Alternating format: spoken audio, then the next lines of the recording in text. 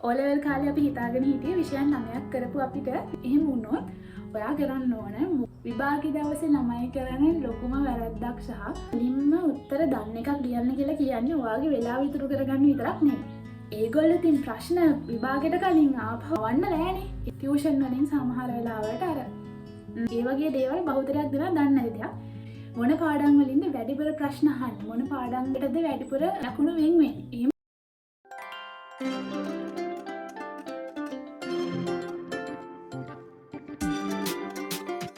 Welcome back to my YouTube channel. ඔයා මගේ channel එකට අලුත් කෙනෙක් නම් අර වෙලද කියනවා වගේම මම 4th year medical student කෙනෙක්. අද වීඩියෝ එකටත් ඔයගොල්ලෝ ගොඩාක් ආදරෙන් එකතු කරගන්න. අද වීඩියෝ එකෙන් අපි බලමු කොහොමද පේපර් එකක් ලියුවහම එකෙන් වැඩි ලකුණක් ගන්න කියලා. ඉතින් මේකට ඔයගොල්ලෝ පේපර් එක ලියන්න කලින් කරන්න ඕන දේවල් තියෙනවා, පේපර් එක ලියන කාල සීමාව තුළදී කරන්න ඕන දේවල් තියෙනවා සහ සමහර දේවල් තියෙනවා පේපර් එක ලියුවට පස්සේ කරන්න ඕන දේවල්. ඉතින් අද වීඩියෝ එකෙන් අපි බලමු මෙන්න මේ දේවල් හරියට කරලා කොහොමද පේපර් එකකින් වැඩිපුර ලකුණු ගන්න කියලා.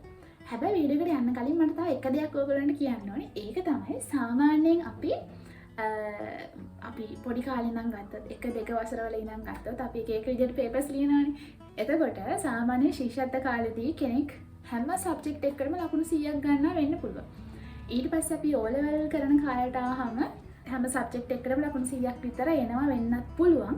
කීප දෙකට එනවා වෙන්නත් පුළුවන්. හැබැයි ඊට සාපේක්ෂව ඔයගොල්ලෝ දැන් A level කරපු කෙනෙක් හෝ දැන් B level කරන කෙනෙක් නම් දන්නවා ඇති. O level කාලේ අපි හිතාගෙන හිටියේ විෂයන් 9ක් කරපු අපිට විෂයන් 3ක් මොකක්ද කියලා. හැබැයි A level කරලා තියෙන කෙනෙක් නම් එහෙම නැත්නම් ඔයා A level කරන කෙනෙක් නම් ඔයා දන්නවා ඇති. එහෙම අපි හිතුවට O level වලට වඩා A level කියලා කියන්නේ ගොඩාක් වෙනස් දෙයක් කියලා. එතකොට A level කාලයට ආවම අපිට අර වගේ ලකුණු හැම එකටම 100%වත් එහෙම නැත්නම් 90 ගණන්ක්වත් ගන්න හරිම අමාරුයි. ඒ වගේම තමයි ඔයා A level පාස් වෙලා කැම්පස් ආවම කැම්පස් ජීවිතේ ෂෝක් නියමයි ලේසියෙම හිතනවනේ. ඒකට එහෙම නැහැ.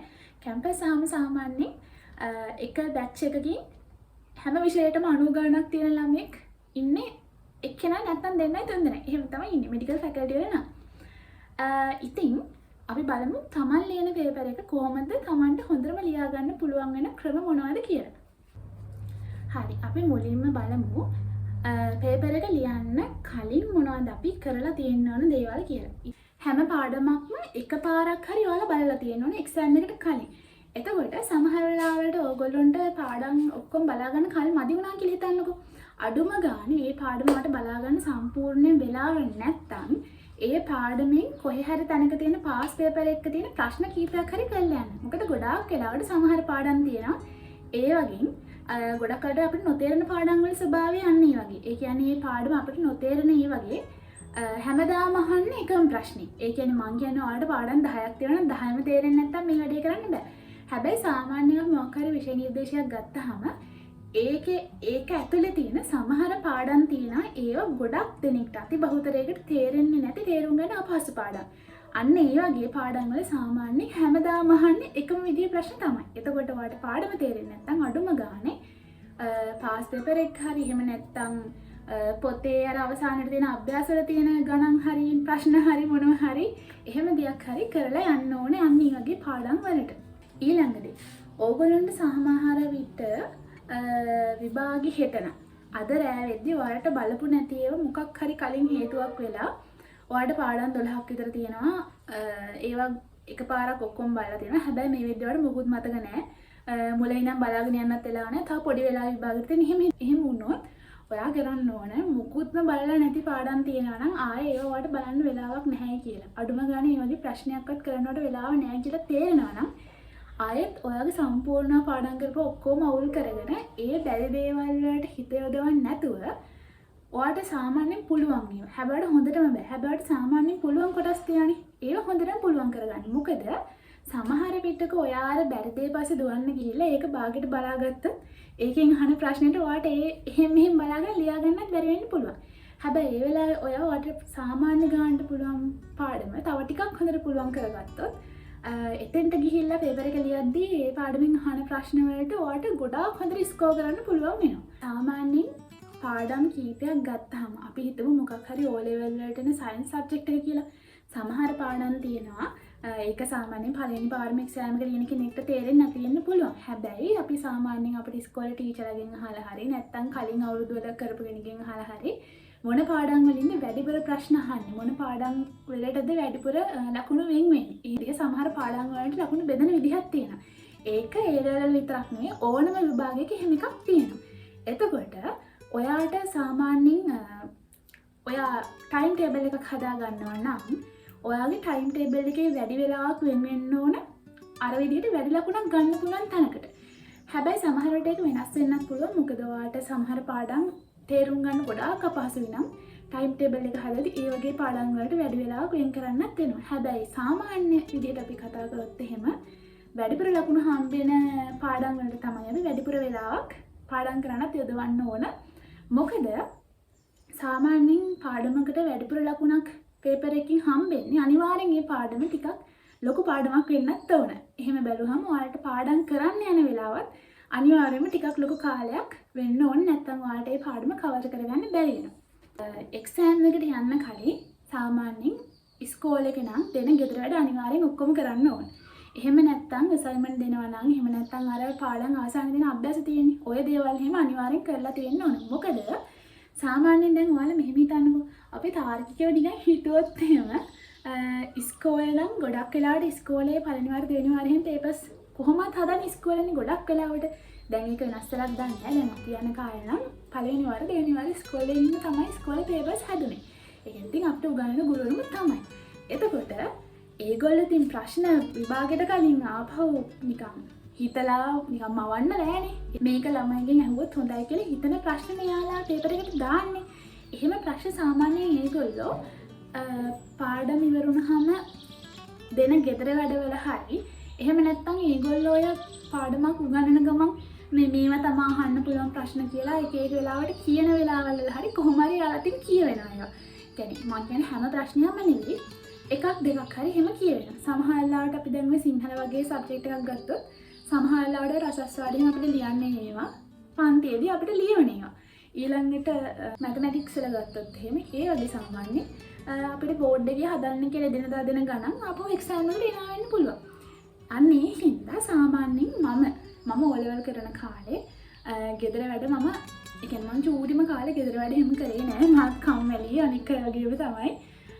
ඒ වුණාට මම A level වලට ආවම O level කාලේ මට ඔය කියන දේ ටිකක් තේරෙලා තිබ්බා. මොකද ගුරුවරුන්ට ප්‍රශ්න ආයෙ මවන්න බෑනේ. ඒගොල්ලෝ අර එදිනදා සහ කලින් අවුරුදු වල කට්ටියට දුන්න ප්‍රශ්න තමයි ආපහු ගොඩක් වෙලාවට දෙන්නේ. එතකොට ඔයාට පුළුවන් මේ විදිහට ගෙදර වැඩ ඔක්කොම කරලා සහ ඔය ටීචර්ස්ලා පන්ති උගන්වන වෙලාවේදී මේව අහන්න පුළුවන් වගේ කියන පොත පිටිපස්සේ හරි ලියා ගන්න ඕන. මොකද ඒවා ආයෙ ඔයාට මේ ආම පස්සේ බලන එක කියලා හිතුණට පස්සේ බලන්න පුළුවන්. ඒක හරි. හැබැයි ඔයාට ඒ පස්සේ බලනවා කියන එක ඔයාට අමතක වෙනවා. මම දන්නේ මට නම් එහෙමයි. ඉතින් ඒ හින්දා පස්සේ බලන්න ඔයා ඒක දැම්ම පොතේ පිටිපස්ස හරි ලියලා තියාගන්න. අනිත් එක මම කලිනුත් කියප එකක් අර කොයි වෙලේ වුණත් කමන්නේ ඔයාට වෙලාව හම්බුනහම පාස් පේපර් ඒව කරන්න. ඒක පාස් පේපර් කරනවා කියන එක මේ A level වලට විතරයි පාස් පේපර් කරන්නේ O level එක්සෑම් එකට විතරයි කරන්නේ. එහෙම එකක් නැහැ. ඕනම විභාගයකට අපිට පාස් පේපර් එකක් කරන්න පුළුවන්. ඒක පළවෙනි වාරද දෙවෙනි වාරද එහෙම එකක් නැහැ. ඔයාලට පුළුවන් පාස් පේපර් කරන්න. පාස් පේපර් කරන එකෙන් හැම වෙලේම ටයිම් එකටම ලියනවා කියලා පේපර් එක කරන්න උත්සාහ කරන්න එපා. සාමාන්‍යයෙන් මේක මම දකින විදිහට සමහර ළමයි කරන ලොකු වැරද්දක්. ඒ කියන්නේ ඒගොල්ලෝ අර පේපර් එකේ පුළුවන් මොනවද බැරි මොනවද තව හදා ගන්න ඕන මොනවද ඒ දේවල් වලට මේ ફોකස් කරන්නේ. එයාලා සමහර වෙලාවට පාස් පේපර් එකක් කරනවා කොහොම එලාම් එක ඔන් කරනවා. එලාම් එක ඔන් කරලා ඉවරලා පේපර් එක කරන්න පටන් ගන්නවා. ඉක්මනට කරනවා. වෙලාවට කලින් හරි වෙලාවට හරි කරනවා කියන එක විතරයි ඒ ළමයින්ගේ ඔළුවේ තියෙන්නේ. මම හිතන්නේ ඉදරදී අපි පේපර් එකක් කරද්දී අපේ ඔළුවේ ඉස්සෙල්ලාම දුවන්න ඕන දෙයක් තමයි අපි හරියට ඒකෙන් තේරුම් ගන්න ඕන අපි මේ ප්‍රශ්නේ වටේ තියෙන දේවල් දන්නවද ඊළඟට අපිට මේක අහුවෙලා තියෙනවද කොහෙන් හරි ඒ වගේ දේවලුත් අපි හැදෙන්න ඕන. එතකොට සමහර විටක ඔයා මුළු පේපර් එකම අපි හිතමු විනාඩි 15 ගානේ තියෙන මොනවද ව්‍යුහගත රචනා 4ක් වා ලියනවා කියලා. එතකොට පැයක්නේ. ඔයාට පුළුවන් මේක මේ ව්‍යුහගත රචනා 4ම පැය ලියනට වඩා එකක් විනාඩි 5ක් ලියා ගන්න පුළුවන්ද කියලා බල ඒකේ අඩුපාඩු මොනවද බලලා ඒක වටේ තියෙන දේවල් ඔක්කොම එක්හසු කරගෙන එහෙම පේපර් එකක් කරගන්න පුළුවන් නම් මම හිතනවා අර එක දිගට හරියටම ටයිම් එක මේවා කරලා කරනවට වඩා ඒක ගොඩක් යූස්ෆුල් කියලා. හැබැයි මේක අර එක එක්කෙනාට ටිපෙන් සමහර කට්ටිය ඉන්නවා තමන්ගේ වෙලාව තමයි හදාගන්න ඕන දැනුමට වඩා මුලින්ම. එහෙම කෙනෙක් නම් ඉස්සෙල්ලාම ටයිම් එක මැනේජ් කරගන්න විදිහ පොඩ්ඩක් හදාගත්තත් ප්‍රශ්නයක් නැහැ. හැබැයි මම නම් කරේ අර විදිහට. ඒ කියන්නේ මම මේ වෙනකන් එහෙම ටයිම් එක තියලා අර දැන් පටන් ගන්නවා පෑන් ඉවර කරනවා අර එහෙම එකක් මම කරලා නැහැ මේ වෙනකන්. මම කරන්නේ හිමීට මට බැරි දේවල් මොනවද මම හොඳටම කියන්නේ තව හදාගන්න ඕනේ මොනවද මම අහලවත් නැතිව මොනවද මම පේපර් ගෙදර ඉඳන් කරන වෙලාවට මම ඒව තමයි කරන්නේ. ඒක හැබැයි එක එක්කෙනාට ඩිපෙන්ඩ්. ඊළඟට විභාගේ දවසේ අපි මොකද්ද කරන්න ඕනේ? විභාගේ දවසේ ළමයි කරන්නේ ලොකුම වැරද්දක් සහ මමත් සමහර ලාවට කරන දෙයක් හැමදාම නේ සමහර ලාවට කරන දෙයක් තමයි අර අන්තිම මොහොතේ අලව ගන්නවා කියන එක. ඒක මම මගේ අන්තිම වීඩියෝ එක හරි ඊට කලින් වීඩියෝ එක හරි මට කොහොම හරි ඒ තිබ්බ ඒ බ්ලොග් එකේ තිබ්බ එක්සෑම් එකට පේපර් දෙකක් තිබ්බා. එකක් මට බලන්න බැරි වුණා ඉතින් කලින්. ඉතින් ඒ කියන්නේ විභාගේ කටවලටම එනකම් මට ඒක ගාණක් ගියේ නෑ සහ ඒ තිබ්බ සබ්ජෙක්ට් දෙක එකක් නිකන් සාමාන්‍යයෙන් අපිට වැඩිපුර වැදගත් වගේ හිතන එකක්. ඉතින් ගොඩාක් ළමයි ඇත්තටම මේ අනික් අර වැදගත් කියලා හිතන සබ්ජෙක්ට් එක පස්සෙන් තමයි ඒ දවස්වල ගියේ. මමත් එහෙමයි කරේ. ඊට පස්සේ අන්තිම මොහොත වෙනකම් මට තේරුන්නේ මම අරක බයලා නෑ කියලා මට මතක් වුණේවත් නෑ. ඉතින් එහෙම වුණාම හැමෝම වගේ මාත් කරේ අන්තිම මොහොතේ අලවන එක තමයි. අලව ගන්නවා කියලා කියන්නේ ඒක අර අපි නිකන් හරිම කලබලෙන් උඩින් පල්ලෙන් ගොඩාක් දේවල් බලන් යනවා. අන්තිම වෙලාවේ. ගොඩක් කරලා ඔයගොල්ලෝ දැකලාත් ඇති දැන් එක්සෑම් එකට එක්සෑම් හෝල් එකට ඇතුළට යන්න කලින් කට්ටිය පොත් පෙළ ඉක්මනට බලනවා. ඔතන හොඳ දේකුත් තියෙනවා නරක දේකුත් තියෙනවා. මටත් ඒක වැදගත් වෙච්ච වෙලාවලුත් තියෙනවා. ඒක මට අවුල් වෙච්ච වෙලාවලුත් තියෙනවා. එහෙම අන්තිම මොහොතේ අලව ගන්න එකෙන් මට හරි ගියපු අවස්ථාවල් දෙක තුනක්. ඒ කියන්නේ මට විෂය මේකමයි කියලා මතක නැහැ. සමහර වෙලාවල් තිබ්බා මම අන්තිම මොහොතේ ඒ පිටුව නිකන් බල ඉඳලා ගියාම සම්පූර්ණ SQ එකක්ම ඒ ප්‍රශ්න තිබ්බ අවස්ථාවල් තිබ්බා. එතකොට ඉතින් මට අර අන්තිම මොහොතේ බලපු හින්දා අඩුම ගන්න රූප සටහන් වල එහෙම හැඩයක් හරි මට මතක තිබ්බ හින්දා ඒ කියන්නේ කලින් බලපු නැති දේවල් අන්තිම මොහොතේ එහෙම බලලා ගිහිල්ලා ඒ මතක තිබ්බ හින්දා මම ගොඩ ගියපු අවස්ථාවලුත් තිබ්බා. හැබැයි ඒත් එක්කම තව සමහර අවස්ථාවල් තිබ්බා අර කට්ටියද එකතු වෙලා අර පොත් නිකන් පිස්සුම වගේ හැඩමැට පෙළ බලනවානේ අන්තිම වෙලාවේ. අන්න එහෙම මේ දැන් කට්ටිය ගාවට ගිහිල්ලා කොහොම හරි මමත් ඒ ළඟ පාතේ හිටපු කට්ටියත් එක්ක කොහොම හරි ඒක බැලුවක මට ගොඩාක්ම උනේ මේ O level කාලේ A level කාලේ. ටියුෂන් වලින් සමහර වෙලාවට අර සමහර අලුත් දෙයක් ඉගෙනගෙන ඒක හෙනම අමාරු දෙයක්. ඒක දන්නවා කියන සමහරව අර කියව එතන එතන මේක නම් එනවම කියලා කිව්වා. එහෙම මොනවා හරි එකක් කියනවා. කිව්වහම දැන් ගොඩක් වෙලාවට ඒ වගේ දේවල් බහුතරයක් දෙනා දන්නේ නැති දෙයක්. අර විදිහට කිව්වට පස්සේ දැන් ගොඩක් මම වුණත් හිතන්න ගන්නවා ඒක ආවොත් එහෙම දැන් මොකද ගන්න මම මේක දන්නේ නැහැ. ඊට පස්සේ ආයෙ පොත් බල තියනවාද කියලාත් බලනවා. ඊට පස්සේ අන්තිම මොහොතේ විභාගෙට ගිහිල්ලා ඉඳගන්නේ සම්පූර්ණයෙන් අවුල් වෙලා. සමහර ලාවට ඒව එහෙම දෙයක් විභාගේ අහලා තියා ඒ ළඟින් යන දෙයක්වත් නැහැ විභාගේ. අන්න ඒ හින්දා අන්තිම මොහොතේ බලාගන්න එක යම්කිසි දෙයක් නරක නෑ. හැබැයි ඒක Taman තේරුම් ගන්න ඕනේ මේක මේ වෙලාවට කරන්න සුදුසුද නැද්ද කියලා. තව විභාග දවසට කරන්න ඕන දේවල් කියලා මම හිතන වැදගත්ම දේවල් තමයි අමතක කරන්නේ නැතුව ගෙනියන්න ඕන දේවල් එක්සෑම් හෝල් එකට ගෙනියන්න ඕනේ. ඒ කියන්නේ Taman අවශ්‍ය දේවල් Taman ගෙනියන්න ඕනේ. මොකද එහෙම නැත්නම් මැත්ස් පේපර් එක තියෙන දවසට වගේ අඩුවල ගෙනියන්නේ නැහැ, කෝණමාන ගෙනියන්නේ නැහැ, අල්ලපු ගෙනයි ඉල්ල ගන්න බලාගෙන ඉන්න. ඒ ඇස්සේ ඕක ඉල්ලන්න කතා කරාම එක්සැමිනර් බලද්දි දන්නේ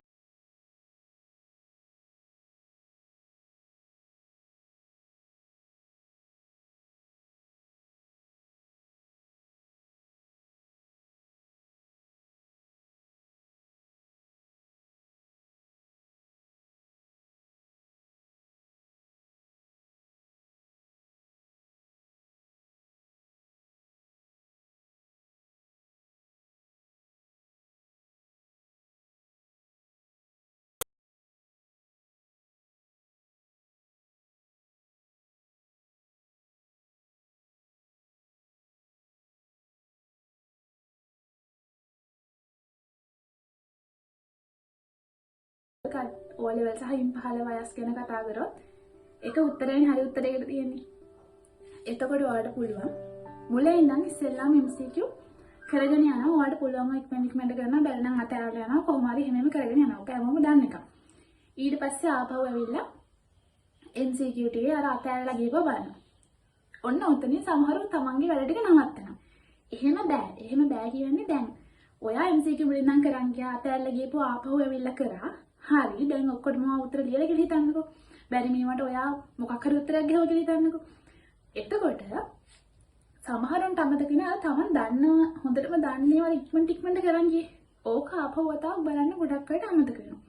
එයාලා ලේසියෙන් කරපු ප්‍රශ්න ලේසියෙන් කරපු හින්දා සමහරවිට ආපහු බලන්න ඕනේ කියලා නිකන්වත් මතක් වෙන්නේ නැහැ.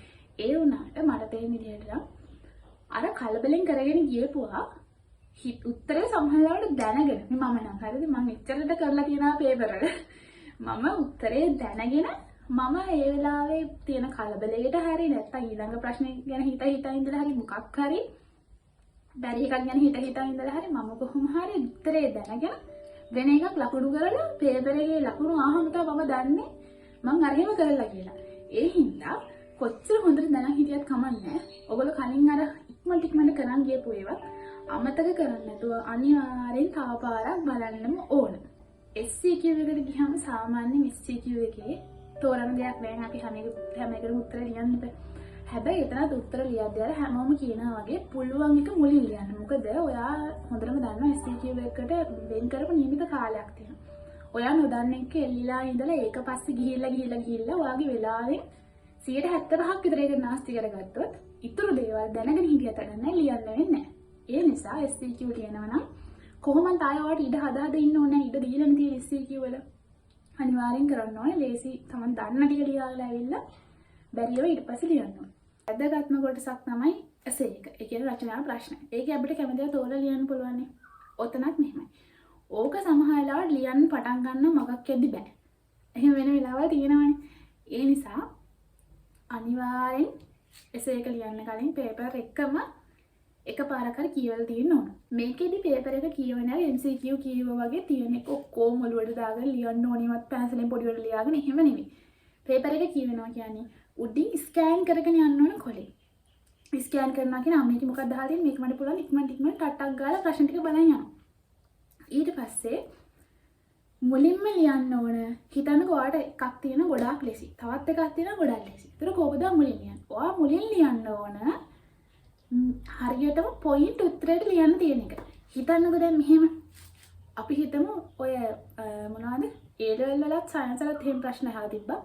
සාමාන්‍යයෙන් අපි O level සයන්ස් වලත් අහනවා. සාමාන්‍යයෙන් අර තෝරගන්න තියෙන එකේ අන්තිම ප්‍රශ්නෙට දෙන ටිකක් අර හිතලා වගේ ලියන්න පුළුවන් ප්‍රශ්නයක් දෙනවනේ. ඡේදයක් එහෙම දීලා ඒකෙන් ලියන්න දෙනවා. එක එක දෙනවනේ. එතකොට අපිට හිතනවා මේකත් මට හොඳටම පුළුවන්. මේක ලියවනම් හරි එහෙම කියලා. මුලින්ම. ඒ වුණාට ඔයාලා තේරුම් ගන්න ඕන ඔයාලගේ අච්චු පොතේ තිබ්බ පොයින්ට් උත්තරයක් විදිහට එන්නේ නැතුව. සාමාන්‍ය ධර්මයෙන් හරි උඩ ඡේදයක් කියලා තව දේවල් දන්න දේවල් එකතු කරලා හරි ලියන්න තියෙනවා නම් ඒ වගේ පොයින්ට් අර ඔයා ලියන එක 100%ක් හරි නැති වෙන්න පුළුවන්. ඒක ඔයාලා හොඳට තේරුම් ගන්න ඕන.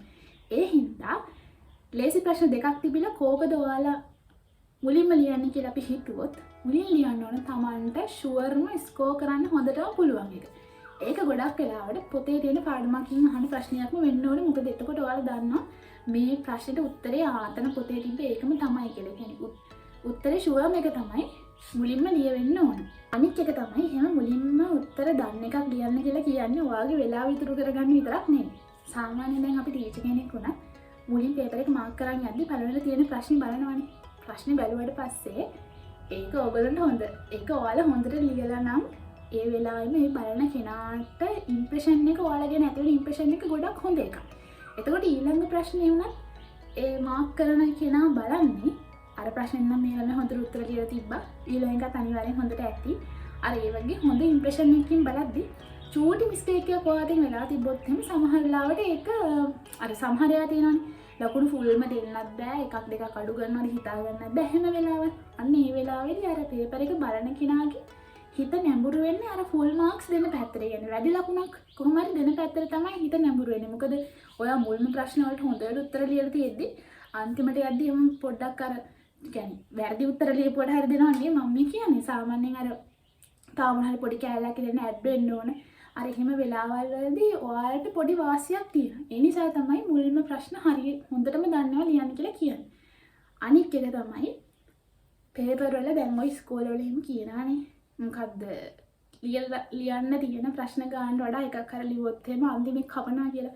ඇත්තටම එහෙම කරන්න බෑ. ඒ කියන්නේ එහෙම කරන්න බෑ කියන්නේ මං කියන්නේ මේ පොඩි පන්තිවලදී හරිද? නැතුව මේ අපි කැම්පස් ආවම එහෙම එකක් නෙමෙයි මම මේ කියන්නේ. මම කියන්නේ මේ පොඩි පන්තිවලදී සාමාන්‍ය වැඩිපුර ප්‍රශ්න ලියුවා කියලා එහෙම කපන්නේ නැහැ සාමාන්‍යයෙන්.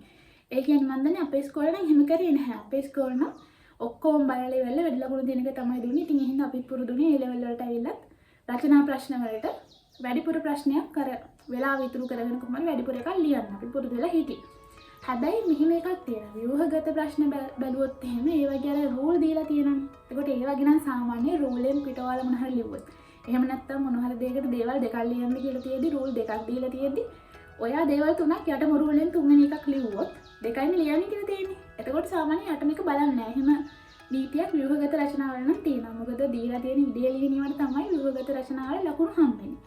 එතකොට සමහර ලාවට ඔයාලට මොන හරි දේවල් දෙකක් ලියන්න කියලා තියෙද්දි ඔයා උඩ දෙකින් පළවෙනි එක වැරදි එකක් ලියලා දෙවෙනි එක හරි එකක් ලියලා අර රූලක් නැති හිට්ස් තැනක තුන්වෙනි එකක් ඔයා හරියට ලියලා තිබ්බ සමහර ලාවට ඔයාලට ලකුණු හම්බෙන්නේ එකට විතරයි. මොකද ඔයා යට ලියලා තියෙන එක හරි වුණත් ඒක රූලක නෙවෙයිනේ තියෙන්නේ. ස්ට්‍රක්චර්ඩ් එසේ කියලා කියන්නේ ඒ දීලා තියෙන ඉඩේ විතරයි අපි උත්තර ලියන්න ඕනේ. ඒ ඉඩේ ලියන උත්තර විතරයි වළංගු වෙන්නේ. ඊට පස්සේ සාමාන්‍යයෙන් ගොඩක් අය වැදගත් නැහැ කියලා හිතන දෙයක් එක්සෑම් එකේ පස්සේ මොකද අපි කරන්න ඕනේ? දැන් මෙහෙමයි. දැන් ඔයා පේපර් එක ලියලා ඉවරයිනේ. එතකොට දැන් මේ ලියලා ඉවර වෙච්ච පේපර් එක ආයෙ හෙට දවසේ මේ විෂයේ මොකක් හරි කොටසක් නැත්තම් එහෙම නැත්තම් සමහරලාට දැන් මම නම් හෙට දවසේ මොනවා තිබ්බත් මම අද ලියපු එක නම් ආයෙ බලන්නේ නැහැ උත්තර යාළුවොත් එක්ක සාකච්ඡා කරන්නේ නැහැ. ඒක මම පොඩි එක්සෑම් එකක් ලියුවත් මම කරන්නේ නැති දෙයක්. මොකද එහෙම අපි ආපහු ඒක බලලා ඒ කියන්නේ ඔයාලට බැහැනේ ආපස්සට ගිහිල්ලා ඒක වරද්දලා නම් ආයෙක හදන්න බැහැනේ. ඒක බලලා වැඩක් නැහැ. ඉතින් ඒ නිසා මම නම් ඒකයි බලන්නේ නැහැ ඒ වෙලාවේ. හැබැයි මෙහෙමයි.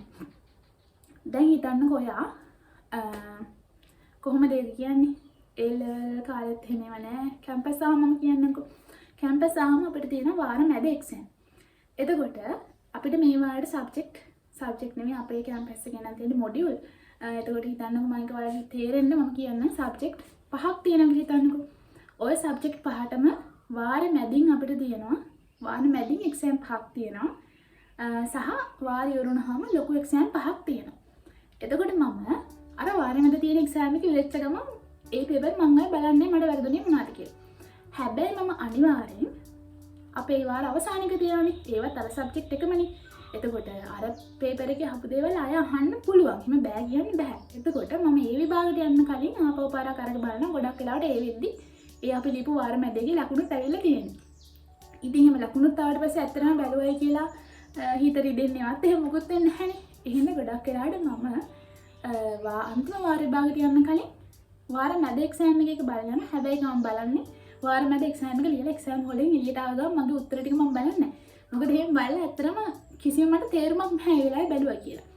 අනිත් එක තමයි සමහර ලාවට දැන් ඕක ඒ ලෙවල් O ලෙවල් කාලෙම වෙන්න පුළුවන්. ඕගොල්ලෝ වාර විභාගේ එක දිගට යනවා වාර විභාගේ. එතකොට අද ඕගොල්ලෝ යාළුවොත් එක්ක උත්තර බලන්න ගිහලා ඔයා කරපු ප්‍රශ්න වල උත්තර ගොඩාක් වැරදි නම් ඔයාලට සමහර ලාවට හෙට තියෙන එකවත් හයට කරගන්න බැරි වෙනවා.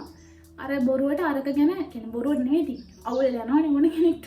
ඔය අවුල් වෙන හින්දා ඔයාලට දවස් ගිහලා ඊළඟ දවසකට පාඩම් කරගන්නත් බැරි වෙනවා. ඊට පස්සේ ඔක ප්‍රශ්නයක් වෙනවා. ඒ හින්දා මගේ ඇඩ්වයිස් එක නම් ඒක වැඩක් නැත්තම් ඒ වෙලාවට බලන්න එපා. ගොඩක් වෙලාවට එක්සෑම් එක ලියලා ඊට ආව ගමන් ඒකේ උත්තරේ බලන එක 70%ක් 80ක් වෙලාවටම පහවදා එකටවත් එහෙම නැත්තම් ඉක්මනට උත්තරේ බලන එකේ කිසිම වැදගත්කමක් නැහැ ඒ වෙලාවට. ඒක ඉතින් Taman තේරුම් අරගෙන ඉඳලා වැඩක් නැත්තම් බලන්න එපා ඒක. මේක සාමාන්‍යයෙන් පොඩි අයට තේරෙන්නේ නැති දෙයක්.